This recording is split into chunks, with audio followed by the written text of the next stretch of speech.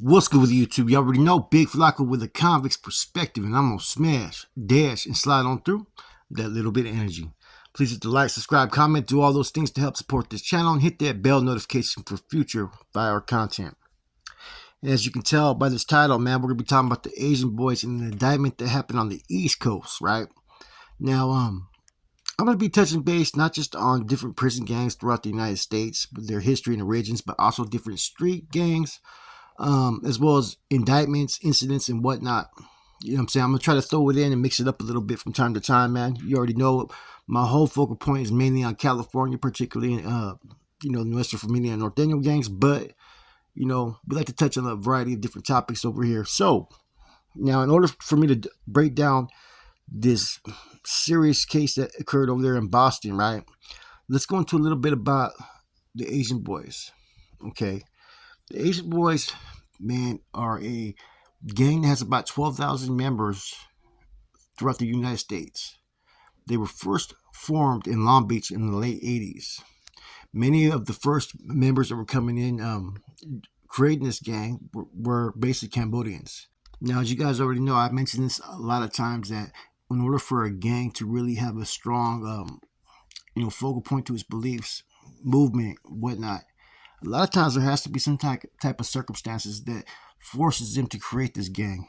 And a lot of times, as these refugees were coming to this country, they were running into issues with a very well-known gang in Long Beach, the East Side Longos. Now, what people don't realize about the Asian boys, right? Okay, there was another group at one time called the Ultimate Wave. It was made up of mainly Cambodian refugees. Several members disbanded, and members from that group formed a group called the Tiny Rascal Gang in order to defend themselves from the East Side Longos.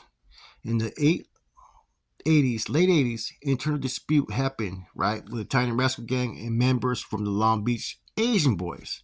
Now, the Long Beach Asian Boys subset would be the first of many of Asian Boys subsets with more to come. Now, another group that came and integrated with the Asian Boys was the Asian Boys Insanity. Asian Boys Insanity was an independent gang that operated in Chinatown in LA and parts of San Gabriel in the 80s. Asian Boys Insanity was predominantly Chinese and Vietnamese. Now, the Asian Boys Insanity, they had a few victims of the infamous pool hall shooting in El Monte in 1993. Now, the Asian Boys started to merge with a lot of different gangs. Like I said, the Monterey Park Asian Boys, the Asian Boys Insanity, different crews started to pretty much integrate, and from there they started to spread out in different areas in Southern California. Eventually, they were in San Jose, I think, by like 91 and 92, because I remember that was one of the biggest Asian gangs out there at one time, was the Asian Boys in San Jose. Now, I don't remember them really being hardcore Crip members like they would be in LA, but I think they did represent Crip back then as well.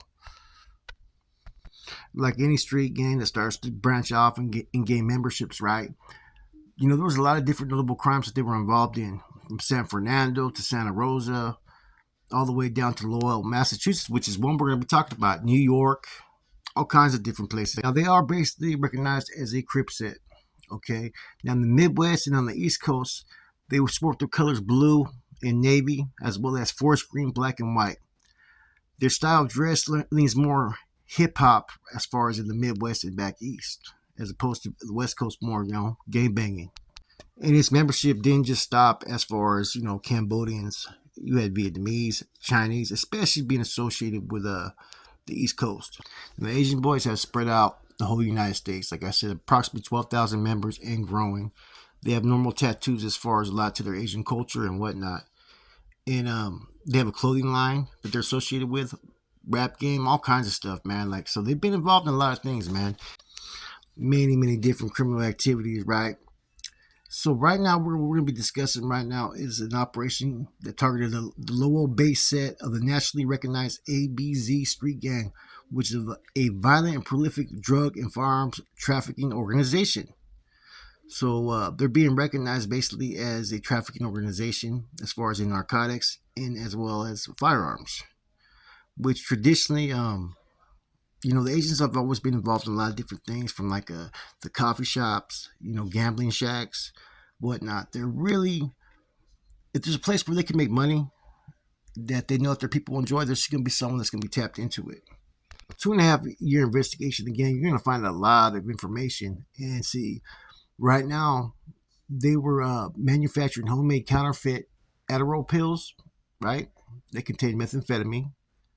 They were also distributing other things such as methamphetamine, fentanyl, cocaine, and another fentanyl analog. This is the first time I've ever heard of this. It's called parafluorofentanyl. Authorities further alleged, in addition to narcotics, the defendants sold at least 15 firearms, 5 machine guns, conversion devices, and an AR-type rifle.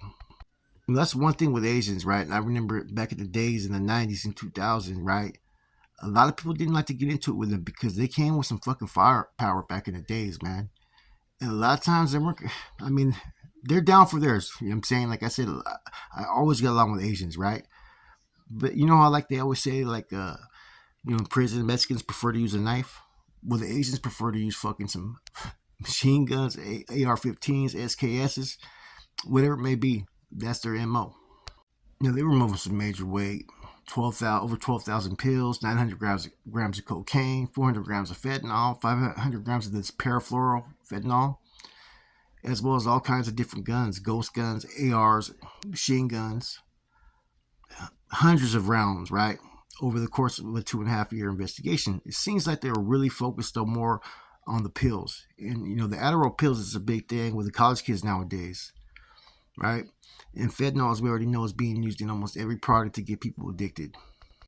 Now, in this 40-page affidavit about the case that the FBI filed, a special agent states ABZ is among the largest Asian street gang in the U.S., having formed in California in the early 1990s by Cambodian youths. ABZ is considered a Crips gang, with members using the color blue and the number sequence 1226, which is a numerical representation of the ABZs. Now, apparently what the affidavit is saying is that ABZ, Asian Boys, allegedly expanded their trafficking network in Lowell after authorities dismantled another drug trafficking organization. I guess a group called the One Family Clica, right? Got busted with some money laundering and drug trafficking, which became the Asian Boys' main rival.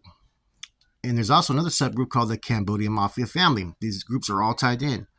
Authorities said the 3-year investigation into the OFC followed a dramatic spike in shootings and gang violence in the area following the arrest of OFC gang members. So basically, the gang violence started to increase when these two gangs started to war and become rivals out there in the streets. They've both been hit with separate indictments, one after the other.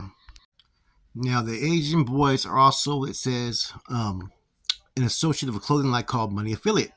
The clothing line is allegedly used to promote ABZ while making money through the sales of merchandise. So basically, they make it to where it's a money affiliate. They're promoting their gang. They're supporting their gang, right, by wearing this clothing line. Like I said, man, these gangs have really elevated. They're a lot more sophisticated, and have a lot more business acumen to their sense of direction and how they pretty much function nowadays. Like I said, they function like organizations now. Now, it also appears that one of the things that they mainly focus on as well is music, man. Music always is something that they're going to always push. They also have a hit track called, what was that track called? Money Blue, I think it's called, man, with I think over 415,000 views, man.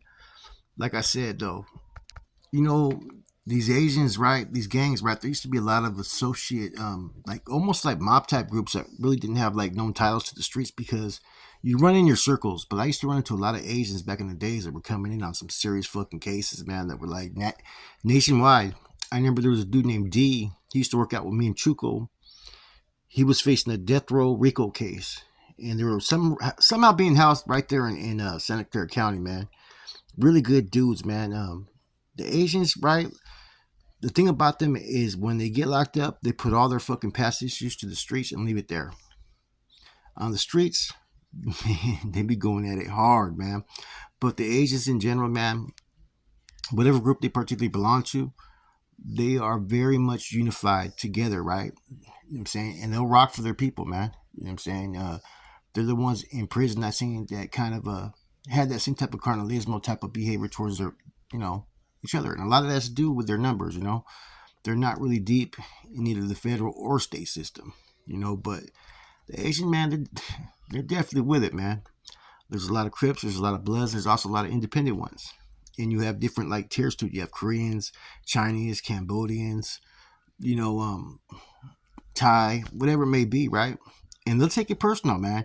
If you say, oh, hey, are you Chinese? And you end up being Korean. Oh, they get pissed off. Or if you're, you know, Cambodian, and you say, hey, are you Vietnamese? You know, they really get kind of personal when it comes to that, man.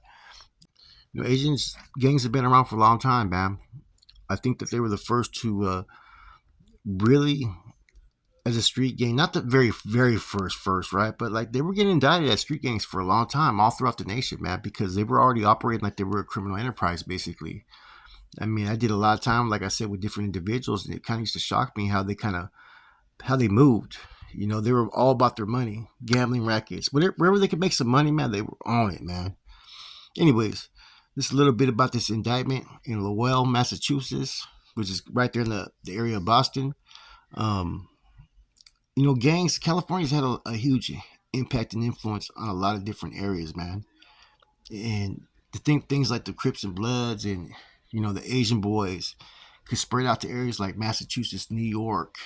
It just goes to show that, you know, California's stamp in the gang culture, man, it's already been solidified, man. And you're going to continue to see more groups. You know, North Daniels are starting to be like in places like Florida, Georgia, Alabama, Arkansas, places like that, Kansas, you know, and as well as other sub factions, man. You know, people are starting to learn that, and this indictment is a clear example that you can tap into different resources, you know what I'm saying, that could be lucrative. Like, for instance, you know, in this situation, people may be thinking, okay, Massachusetts, okay, well, California, what do you think when you think of California? You think of California Bud, Humboldt County, right? See, this is the way a lot of people are thinking. They're moving based upon the abilities to find a new market at times. Because at the end of the day, man, what these gangs are all about, they're all about that money, man. With that said, man, shouts out to all the Asians out there that are representing, doing their things. You know what I'm saying? I've met a lot of good dudes along the ways, man. That said, Lock with ACP, I'm out.